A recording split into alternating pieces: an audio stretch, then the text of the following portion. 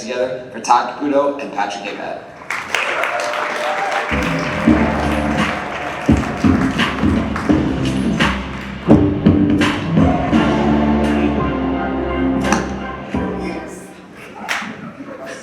Have a seat. All right, so a little context. Patrick, I'll let you all introduce yourself. I'm Patrick. Hi, Patrick. I'm Todd. And I just love Matt Adams. Where's he at? Where's You Matt? love Matt Adams? No, not Matt. Where's Matt? Oh, Matt's backstage. Matt Jones. He's Matt Jones. backstage. Dude, he's real. He's a good dude. Like, that guy makes me want to buy a true car. And I was the guy who hated it. Matt's like, can you please record this? I have really? texted to That was somebody strong. right now. But I'm Patrick Abad. I'm in Beaver, Tacoma, Georgia. I know a lot of you guys. Let's hear it for the crew over there. So my name's Todd Caputo. I've been in the car business since I came out of the womb. Like literally came out of Second the gen. womb. My favorite, when you said, when Matt was like, who here ever got in more trouble than they should have for making a little mistake? Your hand went right up because it was Dad. Yeah, so And I know Joe Caputo. like born and raised and love the business, sold to public and been in forever. And you know, if you look at what Paul and Kyle and ASOTU are doing, it really is amazing. And when I look at where you guys started and where you are now, especially when COVID started, when all this came, we're here with all these people. I think it's great. So I think it's awesome. Well, thanks for being with us today. Thanks for being supporters. If you didn't know, like ASOTU Automotive State of the Union is actually what it stands for, if you didn't know. It's like Google, right? Like eventually no one will ask what it's about anymore. They'll just call it that. And so it started during COVID when everybody was locked down and the industry, who is so frequently together, didn't have a way to be together. So it just started as a live stream as a reason for people to get together. And then people came along and encouraged and supported us along the way. And now we have a team and we have the ability to, again, rewrite the story of retail automotive and provide a way for industry partners, dealers, even consumers who are interested to be together. You are two of the best leaders that I've ever seen inside a dealership, and I've had front row experience to both of you managing through the day in, day out things that happen in a dealership, which mean when you're having a meeting, your HR director comes in the room and pulls you out really quickly and says, we need to talk.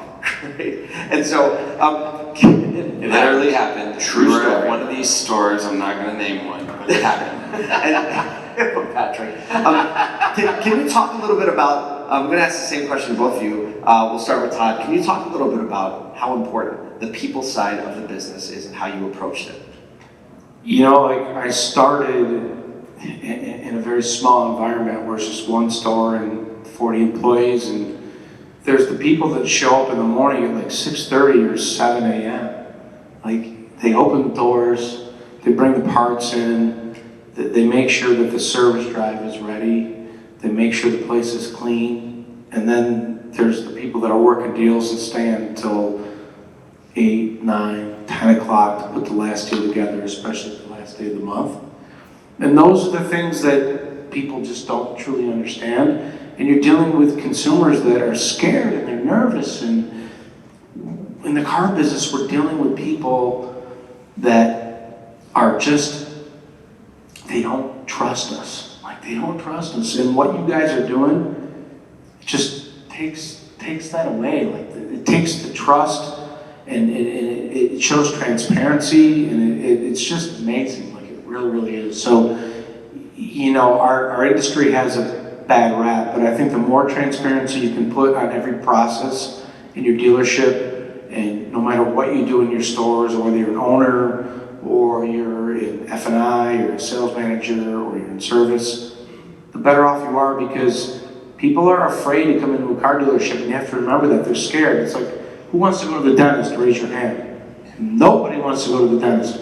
People don't want to go to a car dealership either. So the more that you make them feel comfortable, the more transparent you can be, and the more you educate them, the better. I'm going to clarify the question for Patrick, because you have done some of the unique things that allow people to be comfortable coming to the dealership, but that doesn't just start with, like someone the other day said to me, I would never put and I knew who they were talking about, I would never put a hair salon or a restaurant or anything like that. I think just the people need to stand on its own. But it's not because of the things that the facility brings that allows you to connect with customers. Talk a little bit about like what are the things that are actually allowing your team to connect on a different level with consumers every day.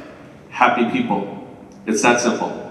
We create an environment where our employees are happy and they enjoy what they do every single day. Who they do it with and who they do it for is probably the most important thing, because yes, we have a hair salon in our dealership. People's like, what do you need a hair salon for? Well, why not? It's an empty conference room, right? We talked about that before. It's an empty conference room that nobody uses. But what am I doing with the hair salon? It's actually not owned by the dealership. It's owned by an entrepreneur who can never afford to open up her own salon. So now she's creating a place for 7 other stylists to come in. Same thing with our restaurant. We don't own our restaurant. What we are doing is utilizing our success in our community to give people places to grow. Does that make sense? That's It does to right. me. Yeah, makes all the sense. And now all of a sudden, the 7 stylists that are in the dealership now are turning 10 people a day each, times that by 20. Now all of a sudden it's a math equation that makes sense because it's driving fresh traffic to the dealership. I never would have saw it. It's why grocery stores are so amazingly, we've talked about this, amazingly successful because they're a grocery store, but their frontage is every other type of place that's driving traffic to each other, and now it's a community. It just makes sense to me. But it starts with happy people. It starts with your happy people. Happy people, because happy people will do amazing things. Happy people will do anything that you need, and if you have the right leadership, they're going to ask them to do the right things. But it starts by, and listen, if they're not happy, then a job with you is not going to make them happy, so go find happy people. Because our business, and I disagree a little bit with Matt, and a lot of things that are said that we got to change the face of the industry. I believe that we got to change the message that's out there. But our industry, my circle, like I know so many of you guys, our circle is filled with amazing people doing amazing things, but we just don't tell the story. We don't need to rewrite it. We just need to tell it. Yeah. That's just my story. That's worth hearing.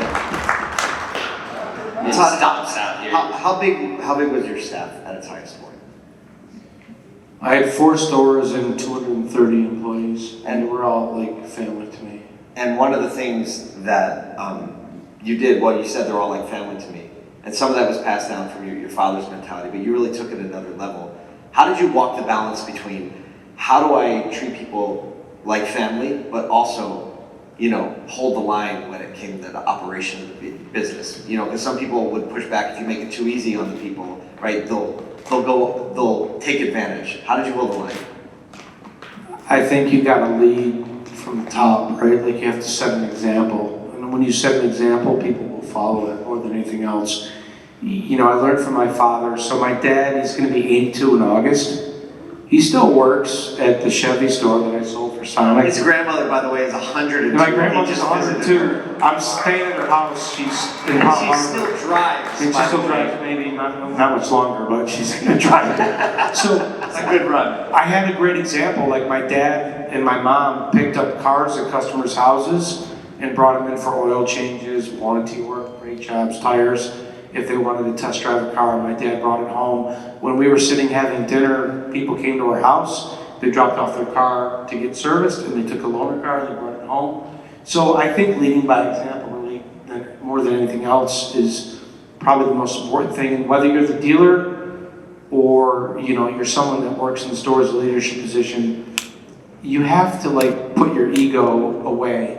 Your ego has to just be gone, period. No matter what you're doing, whether it's car business or anything else. And when you do that and you humble yourself, then people will follow you, and they will follow your culture for sure. Patrick, I'd like to invite you to share a little bit about what you're doing this summer with the golf tournament. And because I think that obviously it starts with your people, but your people you put in the community and you give them the ability to be a part of the community. So I know that you're doing something special with the golf tournament this summer. I'd like you to be able to invite them to it if they'd like to come or be a part of it or anything like that. But also tell a little bit about the type of people that you're looking to impact with a fundraising event like that. Well, it's people in our community. So last year, it was our first year. Like charity golf tournaments, it's crazy, but as a dealer, it raises so much funds. It does. Like we raised $170,000 in one day last year, and then we were able to go put it back into the community. We put it all into our local community, and last year we put it with Camp Twin Lakes. Camp Twin Lakes, we wrote them a check for $50,000, and they're a camp that's out there in North Georgia that is a summer camp for kids with disabilities. So if you've got kids that don't have limbs, they can zip line, and kids that can go swimming who and the front of the house is a camp, and the back of the house is a hospital, full-blown hospital. You would never know it as you walk on the property. So I think it's more than just raising the money, though. I think what's special about our dealership, when you hire happy people and you ask them to do great things, and they just are inspired to do it, they go out there and our people are the ones fixing up the cabins at the camp. Our people are the ones that are clearing the fence lines for the animals at the camp. Like, when you hire, it goes back to that happy people thing. When you surround yourself with good people who are happy, who want to do amazing things, it just changes. I gotta be honest, you just automatically become successful. We're not doing anything magical in the car business there, but we're doing really magical things in the community. And if you support your community, and I do believe it's a successful business, not just a dealership, you have a responsibility to give back to the community. And if you do that, that community supports you. You will never go broke if you support your community. I just fully agree. Well, ladies and gentlemen, let's hear it for Patrick Abad and Todd Caputo. Thank you so much for supporting us and for being here tonight.